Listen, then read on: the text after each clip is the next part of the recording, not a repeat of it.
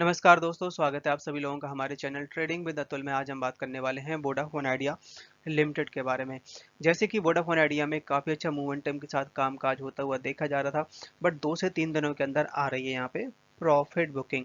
और मार्केट तो ऐसा है कि ऑल टाइम डेली हाई लगा रहा था, बट कल के दिन हुआ है यहाँ पे प्रॉफिट बुकिंग, क्योंकि यूएस की तरफ से आ गई है बुरी खबर। वहाँ की मार्केट में बहुत ज़्यादा गिरावट है। क्यों? क्योंकि यूएस फेड ने रेट ऑफ इंटरेस्ट 2 बार बढ़ाने की बात कही है।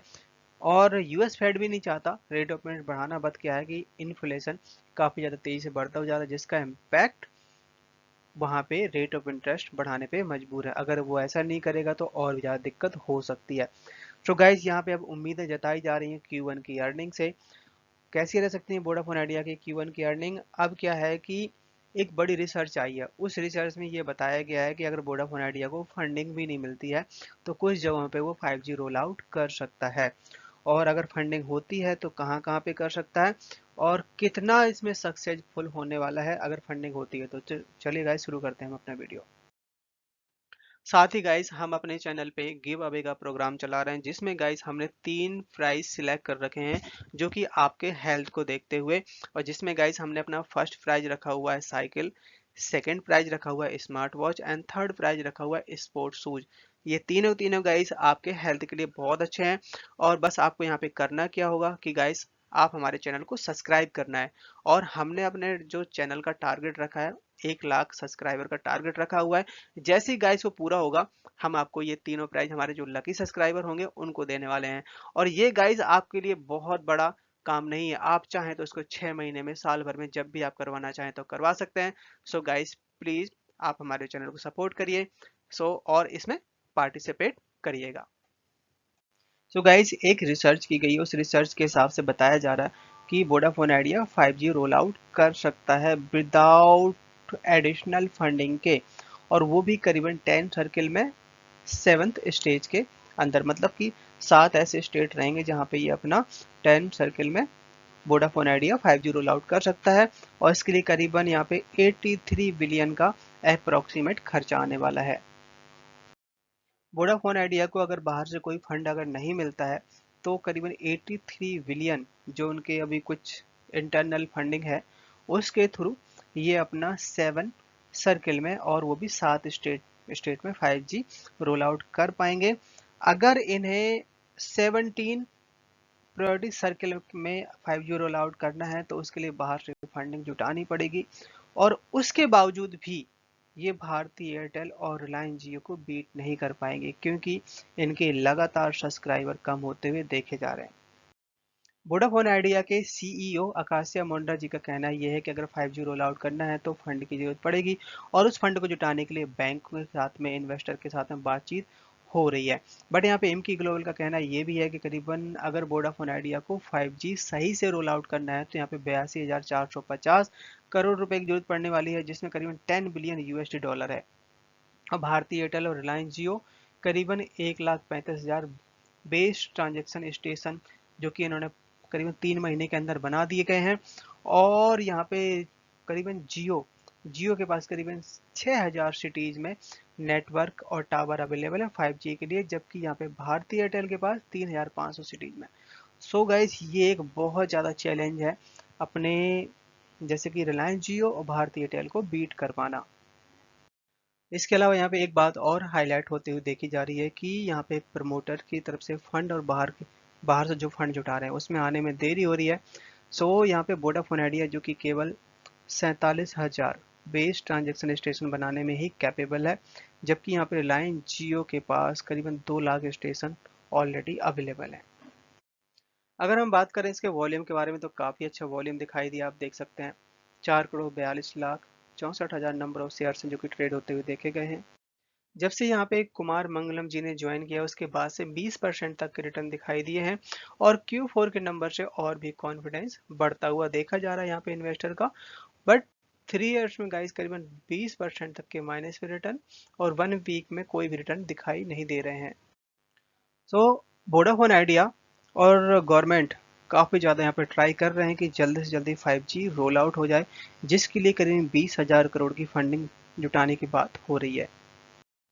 इसके अलावा वोडाफोन आइडिया ने अपने 25,000 रिटेल पार्टनर के साथ में जो टाई अप था उसको ख़त्म कर दिया, क्योंकि यहाँ पे बहुत सारा अमाउंट मंथली वाइज जा रहा था, और अगर वो पैसा बचेगा तो ये अपने 5G रोल आउट में लगा पाएंगे।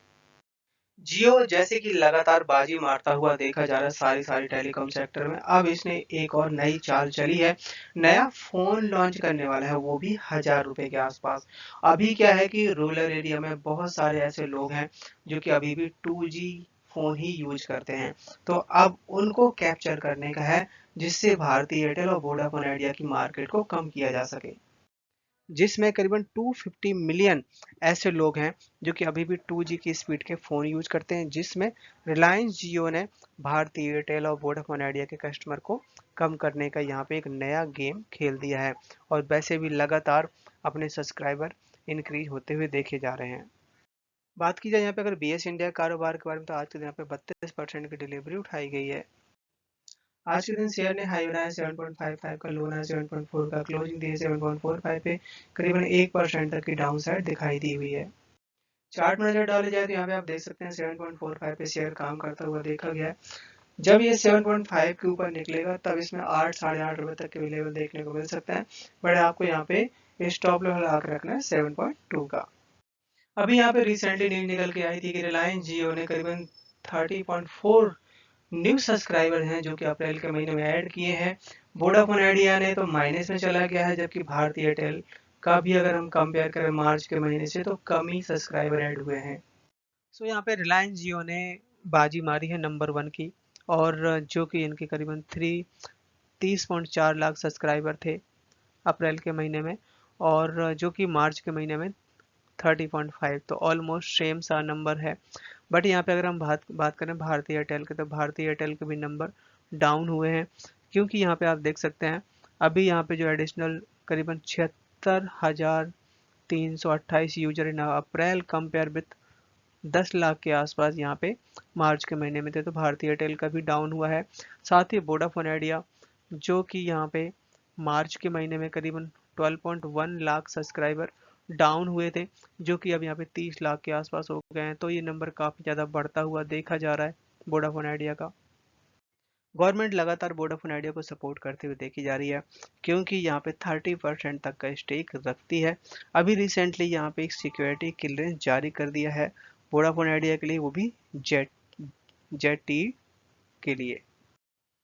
तो गवर्नमेंट की तरफ से ये अप्रूवल मिलने के बाद अब करीबन 200 करोड़ के ट्रांसमिशन इक्विपमेंट वोडाफोन आइडिया को जेटी सप्लाई करेगा, जिससे वो अपने नेटवर्क को अपग्रेड कर पाए। और यहाँ पे अगर हम बात करें जेटी एक चाइनीज कंपनी है, और वाई से वाई कंपनी के कंपेयर कर सकते हैं इससे हम जेट टी को।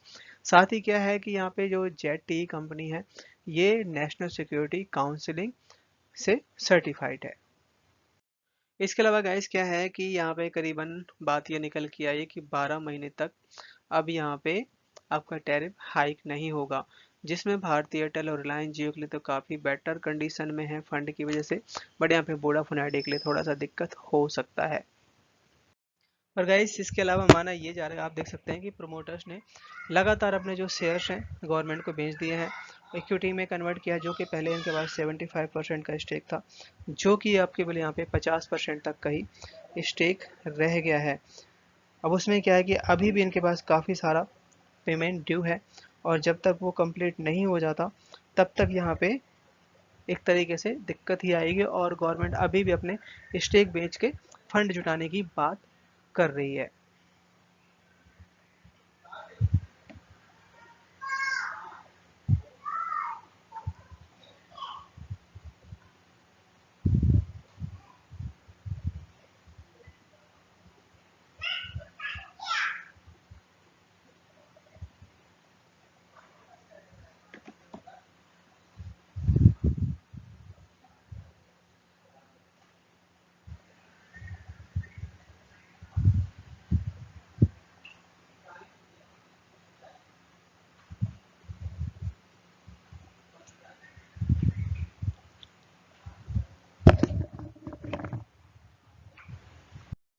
यहाँ पे जो डीआईएस है, डीआईएस ने लगभग 34% का स्टेक हो चुका है।